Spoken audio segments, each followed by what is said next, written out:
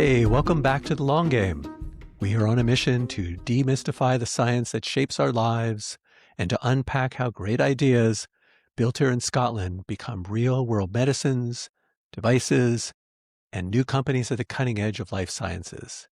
I'm Ross Kagan, Regis Professor of Precision Medicine at the University of Glasgow. And welcome. I'm Sandy Weir, Tech Innovation Leader and Strategic Program Manager, joining you today from Edinburgh. Hey, Sandy. How are you doing? I'm good, thanks, Ross. It's a pleasure to see you again. Yeah, I guess you've been doing a bit of traveling, which we might come on to later, but it's nice to get together and get back around the microphones. absolutely. Sandy, it's lovely to see you. On The Long Game, we explore the collisions of cells, code, and capital in the Scottish life sciences sector.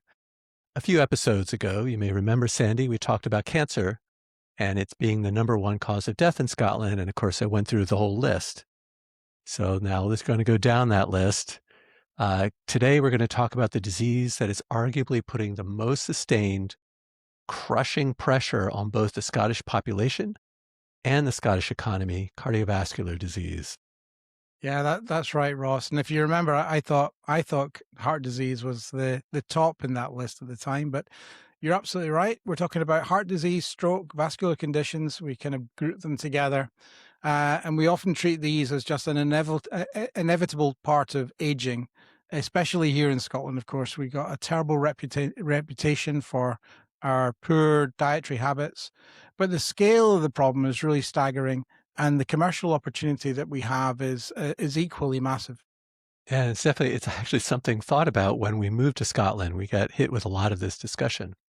So today, we look at the biology of the broken heart. We share some genuinely surprising data that shatters a few common myths and see how Scotland stacks up against the rest of the world. And we know that's going to go. And then Sandy's going to break down the sheer economic weight of this disease, how the Scottish biotech ecosystem is responding. Indeed. So I get to say this today, Ross. We're going to put down your heart healthy tofu sausage roll and let's get right into it. My So, God, have so you let's ever had a start tofu with roll? I don't know. I think I quite like tofu. I do It's not too, something but I would go to regularly, but doesn't do yeah, good good stuff. sausage though. No, it's not a replacement. But let's start with the global picture, Ross. So we hear a lot. We talked about this before, of course, the Glasgow effect. We've thrown it around a bit in some of the other podcasts. How bad is the cardiovascular situation in Scotland compared to our closest neighbours? Sandy, bad. Cardiovascular disease remains a leading cause of death across the European Union, actually accounts for about 1 in 3 deaths. But Scotland specifically has one of the highest death rates from coronary heart disease in Western Europe, which is what made those numbers for cancer and so on even more amazing.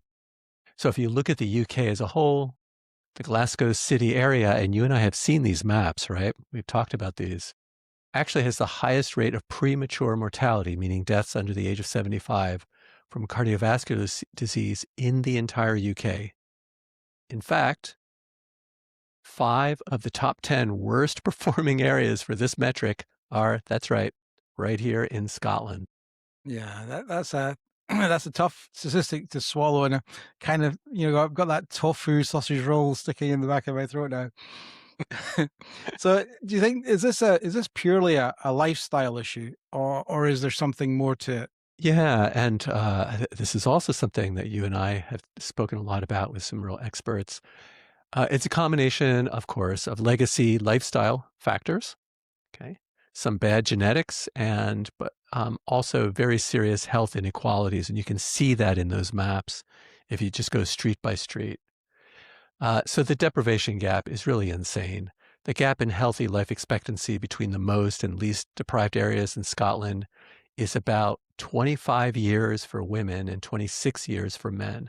That is just unacceptable. So GPs, general practitioners in our most deprived areas have about almost 1.5 times the number of male patients and 1.8 times, so almost double the number of female patients living with coronary heart disease compared to the least deprived areas. Yeah, so it's staggering statistics, isn't it? You mentioned female patients in particular, and I think there's probably a huge public misconception about heart attack and in the middle-aged man and it being a middle-aged man's disease. What do you think of that? Yeah, it is interesting because, of course, I always thought in those ways as well. And this really brings me to one of the most surprising and I think kind of craziest pieces of data that I found when I was researching this, which is that coronary heart disease kills more than twice as many women as breast cancer in Scotland. Yet, as you said, the myth is that it's a male disease. And I think in part because of that, women often ignore the symptoms. They statistically they present to the hospital later, and and again, you and I have seen this. They are historically underrepresented in clinical trials. Yeah, no, that's a huge problem. But twice as many as breast cancer, that really will be quite staggering to a lot of people. It'll be a real surprise to a lot of people. But what about the other complications, right? Because heart disease, it doesn't happen in a vacuum. It happens along with a lot of other what we call comorbidities. Yeah, exactly. And here's another fact that sort of bridges your heart, your plumbing, and your brain. If you have a family history of coronary heart disease, you're much more likely to develop vascular dementia. And actually, we're going to talk about dementia, I believe, in our next podcast. In fact, vascular dementia, and my dad had this, so I do know a little bit about this. It accounts for three-quarters of all dementia cases in stroke survivors. So the blood vessels in your heart are the same system feeding your brain. You have problems with one, you really need to be careful about the other. Yeah, indeed. And so, we have to think about these as an interconnected system, and that problem is really prevalent, and the cost of managing that must be really astronomical. Absolutely. But I do want to give a shout out, and then I'm going to hand you the baton. I was doing a little more exploring into this. And of course, all roads lead to Scotland, of course. So in 1995, the West of Scotland Coronary Prevention Study, they tracked over 6,500 men and demonstrated that statins actually prevent heart attacks, even in people that don't have a history of cardiovascular disease. So in other words, this is the idea of putting statins in the water. So we now view statins as a cornerstone. I take a statin. I have no idea if you take one, but that sort of preventative cardiovascular care is really because of this Scottish cohort. Yeah, great piece of work, wasn't it? Yeah, yeah. So, but let's flip this over to your domain, Sandy. Why don't you break down the economics? What does cardiovascular disease actually cost Scotland? It's a great question. The numbers are as almost as hard to comprehend as the sort of the clinical situation that you've just described at a population level. The NHS annual expenditure specifically on cardiovascular disease in Scotland is estimated to be somewhere in the region of, and wait for it, £950 million, Ross. But that's just the direct cost of the medical provision, the hospital beds, the surgeries, and the medications. Yeah, well, what about the wider economy? Um, how about people who can't work, long-term disability? What about all of these? Indeed. So when you put the human factors of loss and disability to one side, and you focus on the overall cost to the Scottish economy, then this starts to include the costs and considerations around premature death, loss of productivity, informal care, the total economic burden of all that in terms of singling out cardiovascular disease in Scotland is estimated to be something like 2.5 billion. That's every single year. Wow, 2.5 billion.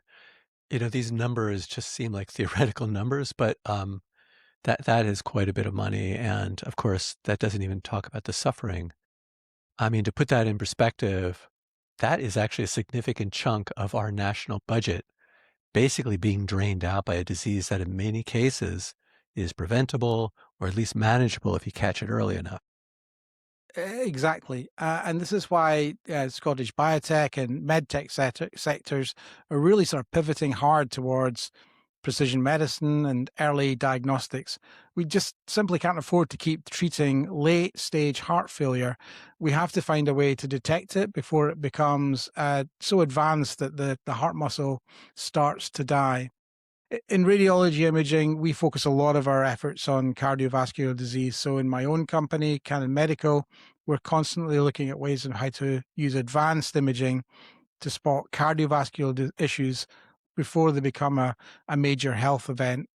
But it's happening in academia too, Ross. You were telling me about the new initiatives between our two cities. Yeah, yeah. I know we were talking about this.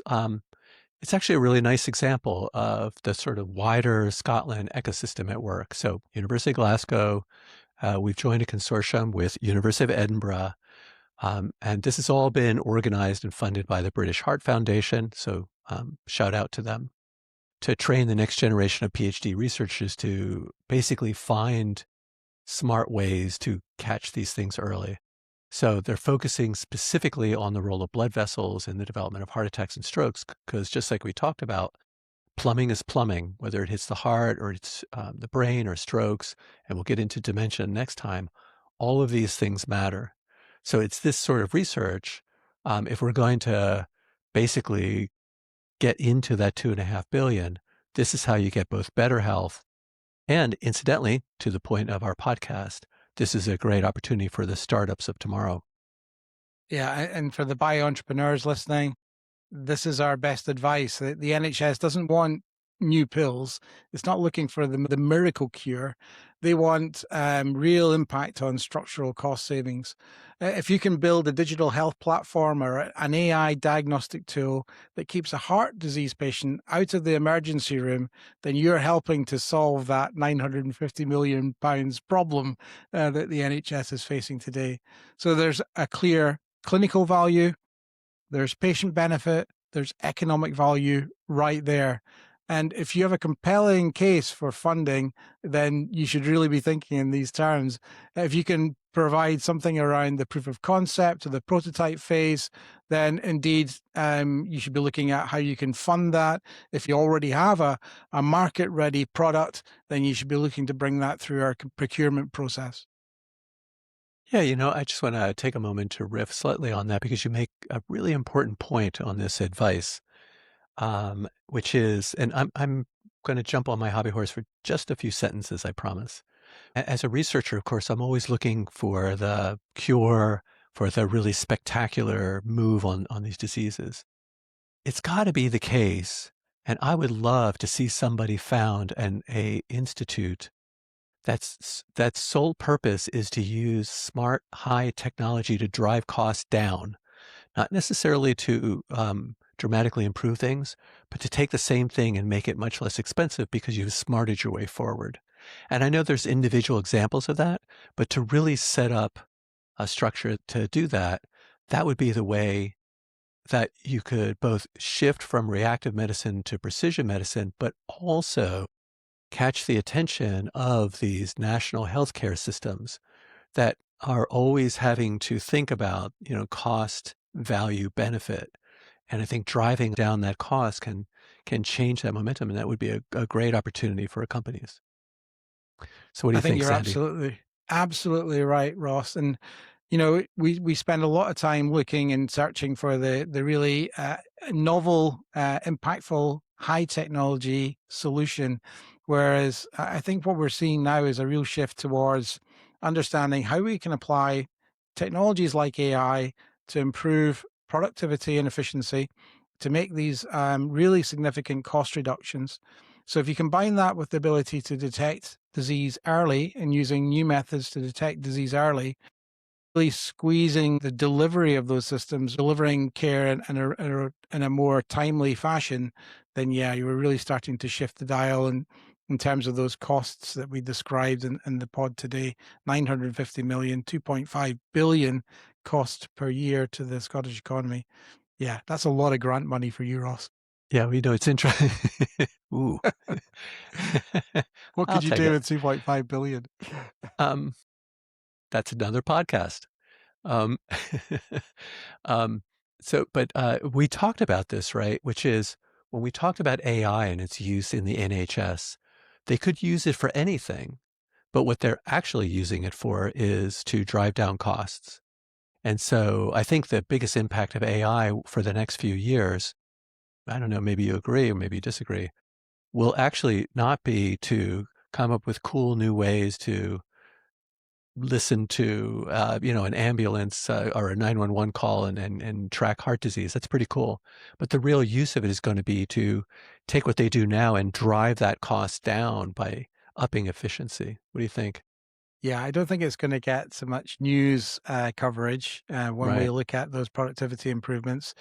But undoubtedly, you can see that's where the attention is now starting to focus, and I think it's really sensible, and I think that's where we are going to see considerable reductions in the amount of money that we have to set aside for these types of things for being able to treat our cardiovascular problem. But really, Ross, this all starts right at the beginning. As responsible members of our population, you really need to make healthy choices. So let's cut down on the number of sausage rolls. I feel like we're adding to that in this podcast. Let's improve our diet and There's some let's things that make life worth living. yeah, we're going to come to that when we get to our little moment of joy today. Yeah, yeah, yeah. So Ross, so you maybe you've got some final words of wisdom in terms of practical advice. As a scientist, what would you say? Sure. Well, the first thing I would say as a scientist is instead of putting down your sausage rolls, put down YouTube. Put down the people who are talking about all these things that are going to help your heart, be heart healthy and all that stuff. First of all, most of them are not scientists, and as I often point out to my beleaguered doctor friends, doctors do what scientists tell them to do. Um, so if there's not scientific data behind it, please ignore it. There's so much amazing junk out there. So it's really back to the basics is what it comes down to. And I wish I could say, take this supplement. In fact, I wish I was selling that supplement. But that's not what we're about in the long game. So from a biological standpoint, know your numbers. All right. I know my numbers. I'm pretty sure you know yours. Know your so blood pressure, cholesterol. These are the famous silent killers, and it's 2026. They are still the silent killers. Nothing has changed. You can feel perfectly fine while your arteries are just getting narrower and narrower. So get checked, especially if you have a family history, which I do. And we want to really emphasize that if you're a woman, please remember the statistics that we just discussed. There's nothing magical about staying off of this if you're a woman. In fact, the data means you're at a higher risk. So please get checked and do it regularly. I just got my numbers checked yesterday, actually. So putting that out there. From an ecosystem standpoint, we need to lean into Scotland's incredible health data. I think we've talked a little bit about it. I've had a lot of people come back to me like, got 3 cards? I had no idea, this sort of thing. So we're going to open up more and more of those vaults. There is a lot of health data here in Scotland. We have electronic health records. We can track cardiovascular outcomes across decades, which is really amazing. So a lot of countries are just getting started in the last few years. They don't have decades, which in terms of heart disease is actually required. And in terms of startups, we really need to make those more available, and they need to leverage that data. So if you can't leverage it today, come to one of the universities. We're generally considered the honest brokers, and we can at least help you, guide you towards the safe havens. And you can use those to, for example, train better predictive algorithms or whatever it is that you think is a smart idea with your company. What do you think, Sandy? Yeah, and I agree, and definitely on that point, no supplements. That's not you're listening to the wrong podcast if you're expecting advice on We should do supplements. a podcast on supplements. And unfortunately, like you, Ross, I also have this in my family history, so I've got to be incredibly careful around this as well. But if I think about my advice from the tech side, my most important piece of advice would be don't build your product in a silo. Successful cardiovascular health tech companies, certainly in this day and age, are the ones that are partnering directly with clinicians that are seeking deep engagement and understanding of the healthcare needs. So the final words from me would be clear that you understand your customers' needs, know the impact that your technology or solution is trying to generate, and understand the value of that. Yeah, I'm still reeling It's over never you my final taking my word, Ross. sausage roll away from me. And I was thinking, I can't remember the proper name, but there's a new type of job, or at least newly labeled type of job that the AI companies and so on are using. And that is basically a coder that you send out to your clients, and they embed themselves into the company and work with them to develop software. Then they bring that ability back into back into their original company. And something like that, I think, would be really helpful if you could find a way to embed yourself into your client, whether it's a healthcare worker or so on, or find somebody who deals with, like I work with doctors who are in the hospital all the time, and they patiently explain to me what it is they actually need. It's really changed the type of work we do in my lab and in my institute. So I think that's really good. I think it's words of wisdom, basically. I think it's really smart. Oh, thank you, Ross. That's really kind. So, despite your attack on my sausage rolls, um, as usual, we are going to not leave this in a negative tone, the negative being removal of sausage roll. Um, it's time for a closing segment, a wee bit of joy, always my favorite. Yeah, indeed. We spend so much time looking at these sort of big problems, Ross. It's important to flip back and think again about the sort of small wins that we managed to achieve as well. So tell me, Ross, what's been your wee bit of joy this week? So for my wee bit of joy this week, so as you mentioned, I was traveling, and I want to talk about this recent trip. So it was a trip to Japan and then over to New York City, and it was all about family, visiting mainly our moms. My mom's in Philadelphia, my wife's mom is in Kobe, and today I want to talk about Kobe, and then next time I'll talk about New York. So we go to Kobe every year. Sorry, my wife goes more often, but I go with her annually. My brother-in-law and his family usually join us. Hopefully next time our daughters will come along. And this time we spent a day downtown. Most of the time we spent with her mom, but this time we spent a day downtown, and we explored an emerging alternative shopping region just south of the Monomachi station, which is really quite south, right near the water in Kobe. So for those of you who don't know the sort of basic layout, and maybe you don't know as much about Kobe, I always think of it as, so if you start with Tokyo, that's more east, and you come on over, there's 3 cities that form a triangle, and they're all about an hour away from each other on the train, which is Kyoto, Osaka, Kobe. So we're in Kobe, and they have very distinct feels to them. Kyoto's famous for being very beautiful and very ancient. Osaka is sort of second city behind Tokyo, so it's much more urban. And then Kobe is more, I would say, um, blue collar town. They're all reasonably large cities. Yeah, nice. Sounds really nice, Ross. And I have to confess that before we started recording today, we were talking about this, and for about 10 minutes, I thought I thought you were talking about Kyoto, and of course, I got Kyoto and Kobe completely mixed up. So it's lovely to hear more about this. I've been to Osaka. I've been lucky enough to visit Osaka. It is a really lovely area. Um, yeah. So tell us a bit more. What's the vibe like down there? Yeah, I really love it, actually. So now we're talking again about the sort of the bottom of Kobe, the south bit of Kobe near the water. It's an area, it's got very well preserved early 20th century stone shipping offices, got old brick warehouses. So it's got that vibe to it. Um, it's really dialed down from its shipping days, but you can see that it was a big shipping port at some point. Kind of reminds me a little bit of Glasgow and its shipbuilding. But I think it's fared much better. But now that area has really been turned into a hub for independent Japanese designers. And Sandy, as you know, my wife and I really like to do more alternative stuff, and so this is our vibe, right? So if you wander down the corridors are very narrow, and you go into the upper floors of these buildings, these really old buildings that they've converted. They're so cool. They really hide these funky boutique shops.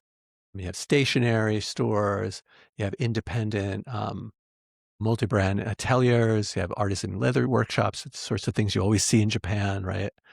You have all these specialized coffee bars. Like my favorite one is that they have coffee and bagels, and I and they sell the coffee as roasted, so they don't sell coffee coffee, it's just beans. So actually walked in there and said, "Can I have a bagel?" And they said, "Only if you buy a bag of coffee." I'm like, "Well, I'm visiting. I have nothing to do with this bag of coffee." And then the guy actually refused to sell me bean the bagel because I wasn't buying the coffee. I'm like, "Okay." So it's so Japanese. Yeah, Basically, this is pretty far away from there's a central commercial area.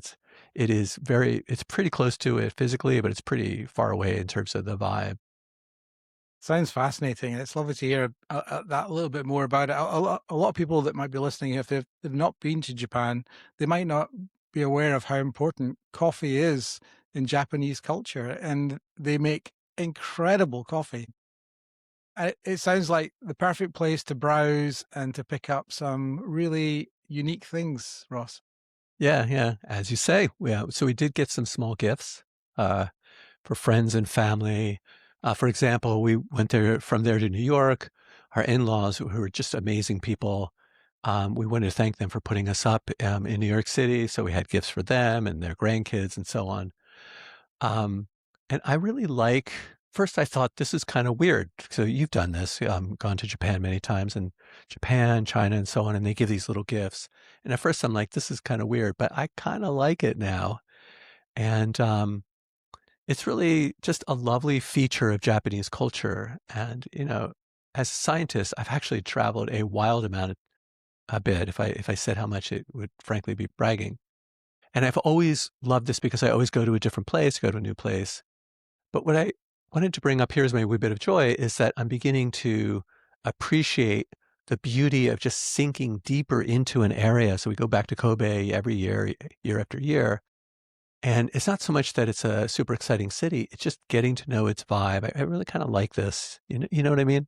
Yeah, I do. I completely get that, and I guess it's when you get that level of familiarity where you're traveling to somewhere that you go in frequently, but you go frequently enough to start to know the place, and then you really start to understand and discover where the real kind of hidden gems are that are in that district. Yeah. And I'm babbling on, so I'm gonna get to just one more other point I wanted to say, and then I'll hand over the baton. And that is, so, like, as you say, there's all these lovely places.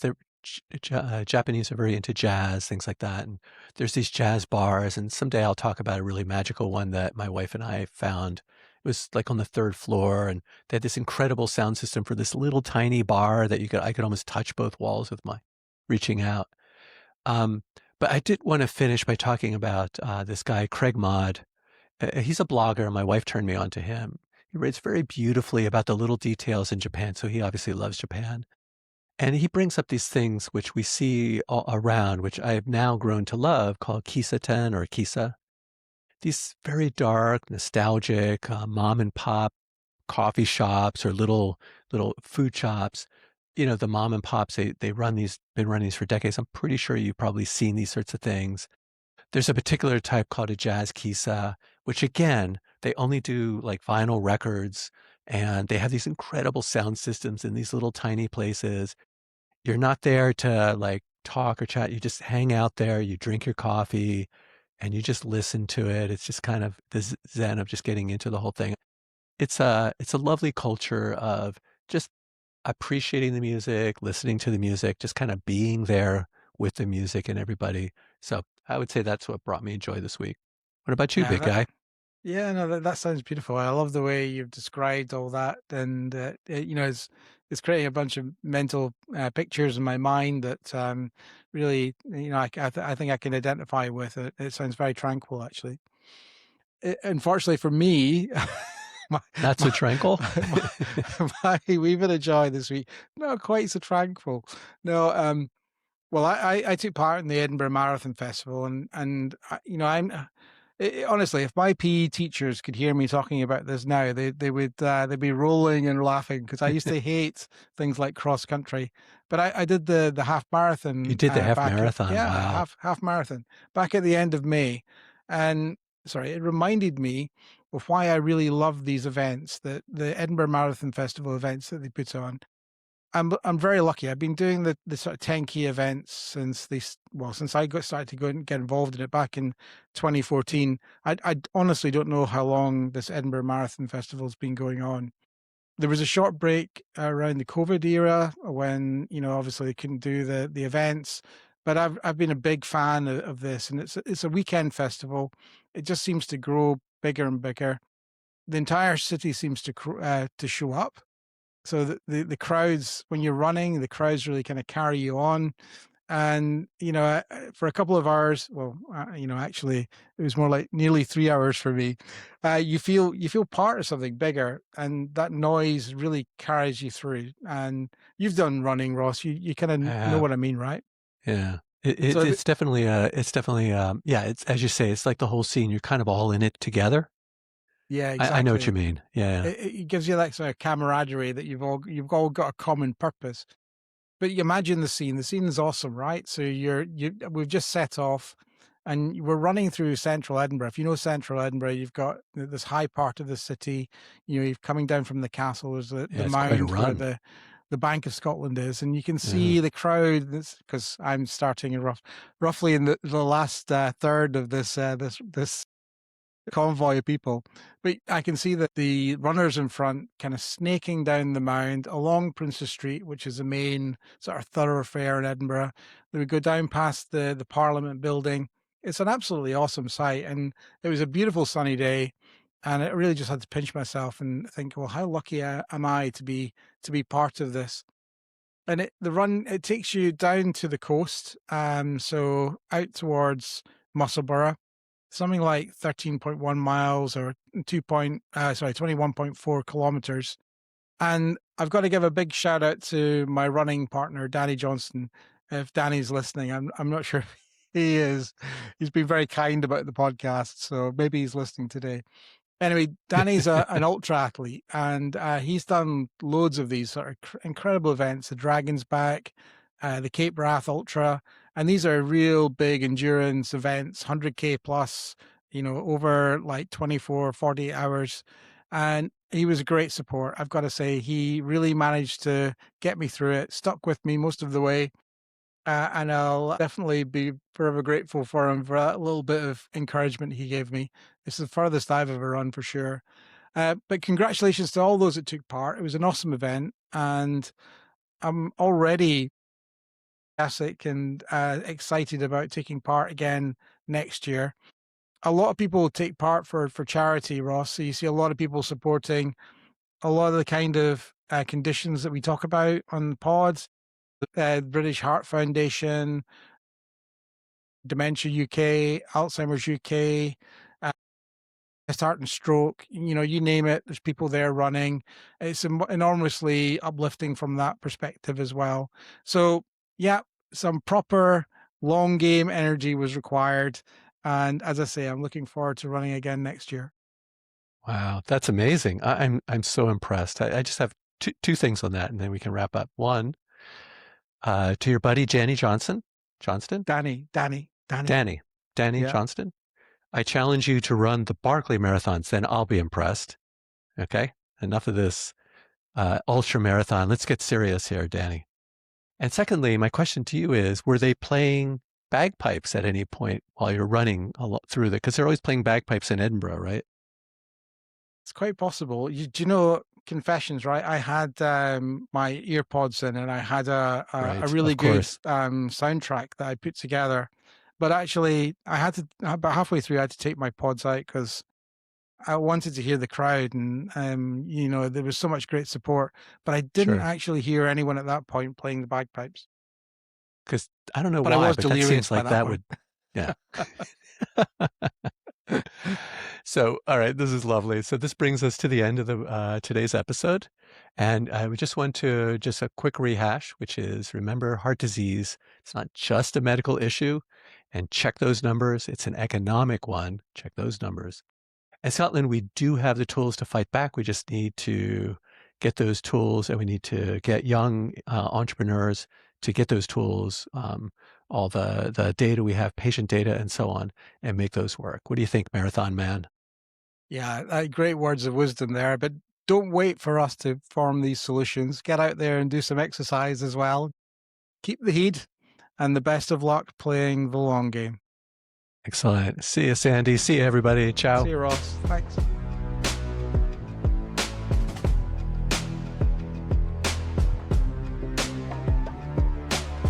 Yeah, see the vision clear. We're here to run the long game. Blueprint set, no fear. Playing out the long game.